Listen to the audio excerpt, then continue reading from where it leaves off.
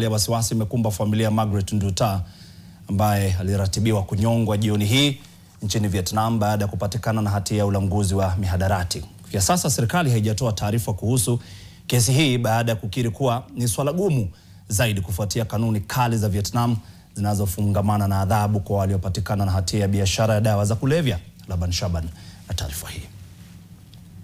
Iliamuliwa kuwa tarehe 17 Machi mwaka 2025 saa 10:30 jioni ni siku ya Mkenya mwenye umri wa miaka 37 kukutana na mauti yake kwa kupatikana na kosa la ulanguzi wa mihadarati.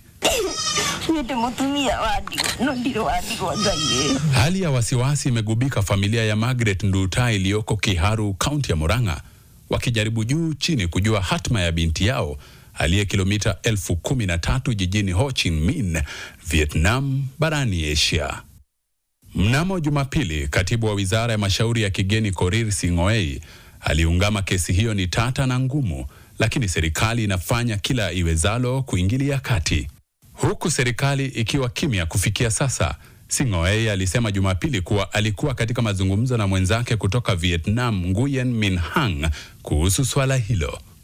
Aliangazia hofu ya Wakenya kuhusu swala hili na kusema kuwa serikali ya Kenya imeomba kuahirishwa kwa utekelezaji wa hukumu ya mauti. Nduta alikamatwa katika uwanja wa ndege wa jiji la Ho Chi Minh nchini Vietnam mnamo Julai mwaka 2023 wakati alikuwa akielekea Laos. Mamlaka zilipata zaidi ya kilo 2 za cocaine zilizofichwa kwenye mizigo yake. Nduta alidai alikodishwa na mwanamume mwingine kwa jina John kumpelekea dawa za kulevya kwa mwanamke nchini Laos na alilipwa takriban shilingi 180,000. Licha ya kujitetea, alihukumiwa kifo na mahakama ya Vietnam mnamo Machi 6 mwaka 2025 kwa kosa la kusafirisha dawa za kulevya, kwani Vietnam ina adhabu kali kwa makosa aina hiyo.